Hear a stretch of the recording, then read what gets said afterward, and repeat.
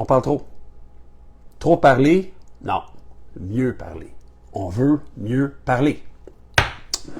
Fait que là-dessus, j'ai 4 points importants que j'ai mis de l'avant. J'ai structuré ça en 4 points qui sont, selon moi, hyper importants à mettre de l'avant, à structurer pour qu'on devienne plus clair, hein, pour qu'on parle mieux, puis qu'on arrête de trop parler.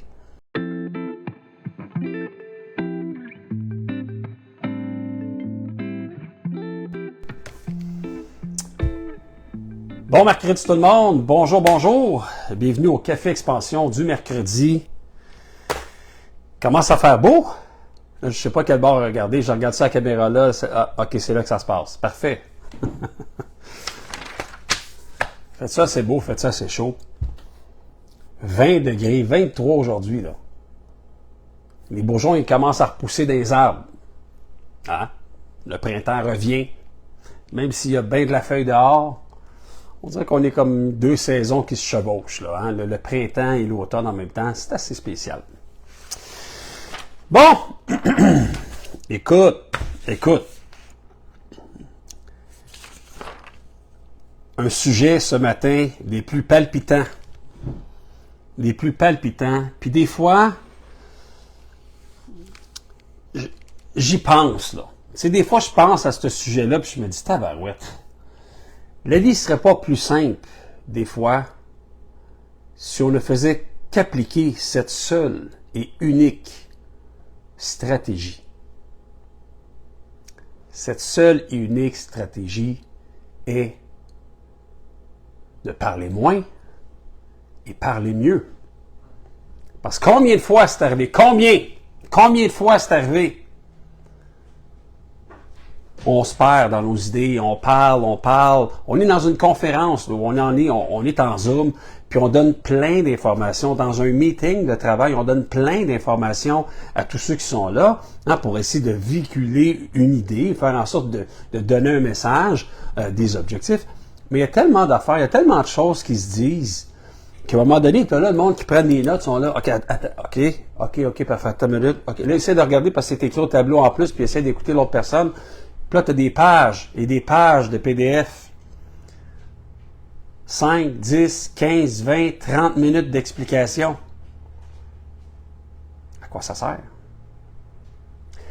Faire un meeting pour prévoir le prochain meeting, puis dire, écoute, on devrait faire ça comme ça, puis ça comme ça. Puis là, on va se faire un autre meeting, puis l'autre meeting aussi, il va être exactement pour la même affaire, puis on perd du temps, on perd de l'énergie, on perd de la clarté.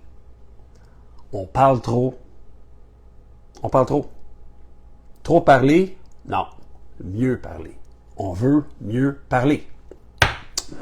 Fait que là-dessus, j'ai 4 points importants que j'ai mis de l'avant. J'ai structuré ça en 4 points qui sont, selon moi, hyper importants à mettre de l'avant, à structurer pour qu'on devienne plus clair, hein, pour qu'on parle mieux, puis qu'on arrête de trop parler. Bon café. Juste recadrer peut-être un peu la caméra, comme ça, oui. Prenez des notes, là, ça s'en vient.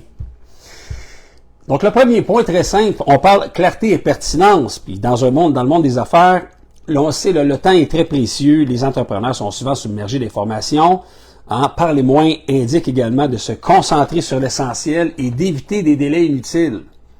Ça oblige l'entrepreneur à réfléchir avant de s'exprimer, en choisissant soigneusement ses mots pour délivrer un message clair et impactant. Clair et impactant. Il me semble que je dis ça souvent clair, moi. On veut que ça soit clair.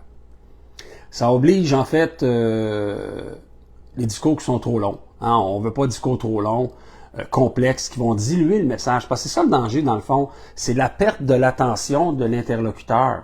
Quand on parle trop, les idées se perdent, tu sais, à un moment donné, c'est bien le fun de la mémoire, mais à un moment donné, on veut sortir du meeting, puis si je faisais une entrevue avec vous, hey, puis le meeting, comment ça s'est passé la conférence, ou comment s'est passé le moment que vous avez eu avec cette personne-là qui était supposée vous enseigner certaines informations, ou encore là, que vous deviez apprendre, tu sais, le meeting, comment s'est passé le meeting. Puis là, vous êtes de même, là, puis c'est comme, ouais, je me souviens pas de grand-chose. La simple et bonne raison, c'est qu'il y avait trop d'éléments dans le meeting. Il y avait peut-être trop d'éléments dans la conférence, il y avait peut-être trop d'éléments tout court. Et là, les gens, leur cerveau est parti dans 12 directions, puis trop, c'est comme passé. Le message est mieux d'être plus court, plus clair, mais plus impactant. Donc, en étant concis, l'entrepreneur permet à son audience de saisir rapidement l'idée principale, facilitant ainsi la compréhension et la mémorisation. Point numéro 1, check. Point numéro 2, super important, l'écoute active. C'est quoi l'écoute active? Ben, c'est une communication qui est efficace, puis qui n'est pas uniquement une question de ce qu'on dit, là, mais aussi de comment on l'entend, puis vous, comme personne, comment vous le percevez, ce qu'il dit. Très important. Donc, en parlant moins, l'entrepreneur a plus d'opportunités d'écouter activement les clients, les collaborateurs, les partenaires. L'écoute active permet de mieux comprendre les attentes et les préoccupations et les idées des autres. Combien de fois c'est arrivé, puis ça va encore arriver, là, je vous le dis, là. Les attentes sont pas claires. Les attentes de notre employeur sont pas claires. Les attentes de nos partenaires. Il veut quoi, là? Hein? On va aller ensemble, on va aller manger ensemble, ou encore là, on va aller dans une soirée conférence, puis c'est quoi les attentes? C'est quoi le but, là? C'est quoi le but réel de ça? Parce que là, vous me faites perdre mon temps. Tu sais, ça, mettons, on s'en va dans une grosse conférence, un gros souper, grosse affaire, grosse soirée. Puis le message qui est là-dedans ne m'atteint pas. Premièrement, la clientèle est peut-être même pas bien ciblée. Hein? La clientèle étant moins celui qui écoute. Et de deux, je veux sortir de là avec quoi comme information? Qu'est-ce que je peux dire en retournant dans mon auto? Hey, ce point-là, wow! 3 éléments clés, ou dans la soirée, le gars, il dit 3 éléments clés, les 3 clés du succès, les 3 clés de X, Y, 3 éléments percutants. C'est clair que tu pars avec l'idée que pas 15 éléments percutants, 3. Même facile à se rappeler, c'est plus facile à mettre en application également que 15 éléments. Tu sais, 15 petits éléments ou 3 méga éléments qui sont percutants pour changer quelque chose dans votre vie, dans votre business. Et voilà. On veut que le message soit pertinent et ça va favoriser votre écoute active à ce moment-là également. Donc, l'entrepreneur devient plus réactif, plus flexible, car il y a une meilleure compréhension des besoins des autres. Hein? De plus, écouter donne l'impression de valoriser l'opinion de l'interlocuteur, renforçant ainsi la relation de confiance. Quand on est à l'écoute de quelqu'un, puis faites le test, là, invitez votre soeur, votre ami à la maison, là, puis faites le test. Alors, regardez comment ça se passe. Est-ce qu'elle est tout le temps en train de parler, puis elle s'écoute parler, là, puis elle a du fun, là, pour être tout seul dans une pièce, puis elle a du fun, elle s'écoute parler, elle est tout seul, là, quasiment, là. Puis tu as 2-3 personnes qui sont là à côté, puis qui écoutent activement. Ou, tu as un groupe B, mettons, tu as quelqu'un qui parle. Puis là, tu en as d'autres aussi qui parlent par-dessus, puis qui essayent de mettre leur grain de sel, puis qui sont pas...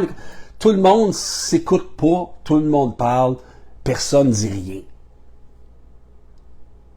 Idéalement, je pense que le plan A est bon, mais encore là, il faut que la personne qui donne l'information dans la situation A soit pas trop disparate, que ça soit plus clair dans ce qu'elle dit. 1, 2, ferme les appels, désolé.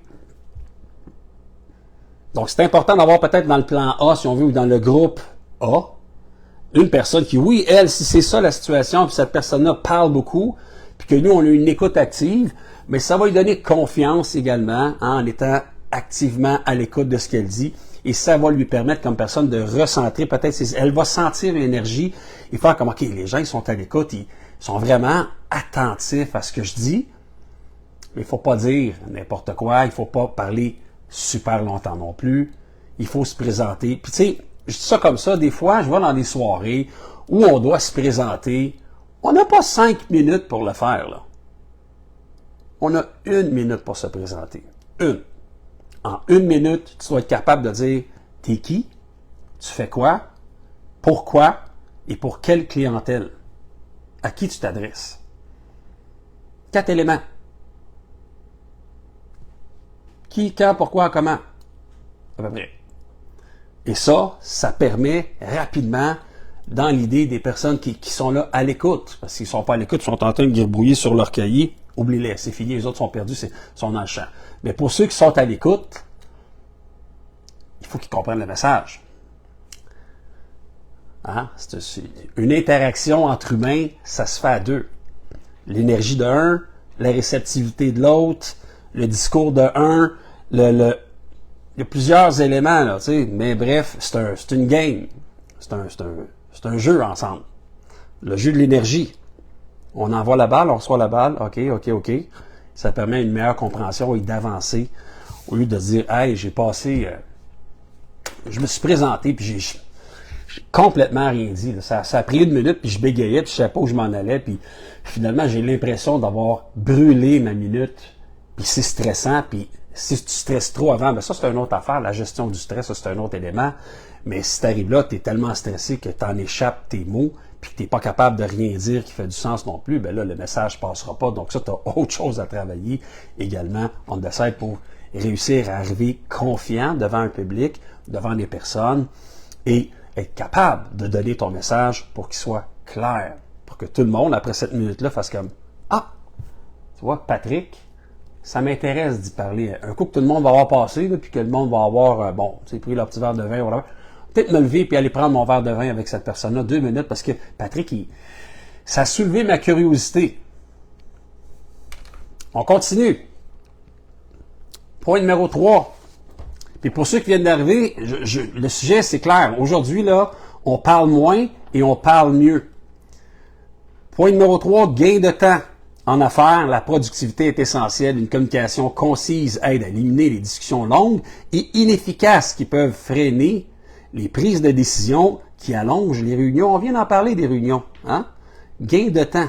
Parler mieux, c'est se concentrer, désolé, il y a une erreur ici, c'est se concentrer sur l'essentiel en réduisant le temps nécessaire pour expliquer et discuter d'une idée. Donc, on ne veut pas que ça prenne 3 heures pour expliquer qu'est-ce qu'on fait, où on s'en va. Clair, net, short and sweet. Ça permet de maintenir l'équilibre et les gens, en fait, hein, les partenaires, ceux qui sont là, les partenaires ou les collaborateurs ou les clients, les gens concentrés sur les objectifs prioritaires. Un entrepreneur qui sait parler de façon brève et précise montre qu'il est bien organisé, qu'il est respectueux du temps des autres et qui augmente l'efficacité globale des interactions professionnelles. Hein? Santé. En passant, comme je dis toujours, si vous avez manqué l'information, si vous avez manqué la diffusion de ce bout-là, si vous arrivez dans le live directement, allez voir au pire la chaîne YouTube. L'information sera divulguée sur la chaîne YouTube. Mettez un pouce bleu, on s'abonne, on reçoit l'information toutes les semaines qui permet quand même, c'est de l'information haute valeur, là. Tu sais, on donne ça gratuitement.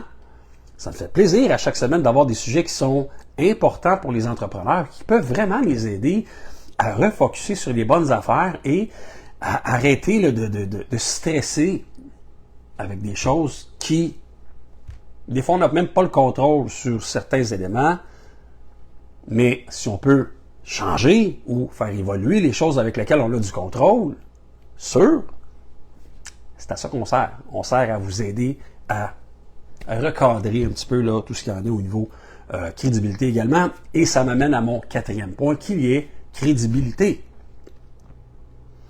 Une crédibilité renforcée, donc est une capacité de parler moins de manière plus pertinente, souvent perçue comme un signe de maîtrise de l'expertise.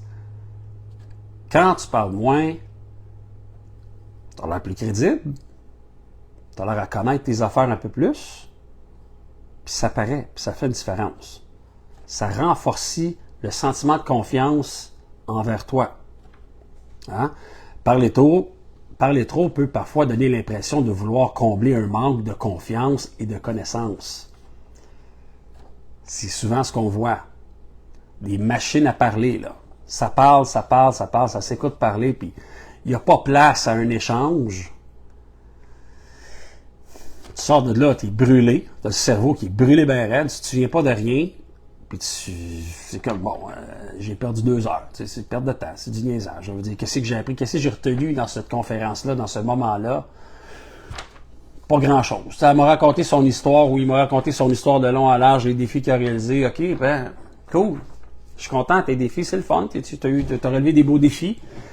Mais si on se rend compte qu'il y avait une idée derrière ça qui était peut-être nous de nous aider à canaliser certaines affaires, à nous améliorer, puis je n'ai pas perçu dans cette rencontre-là que moi, ça m'a fait du bien, que ça m'a aidé.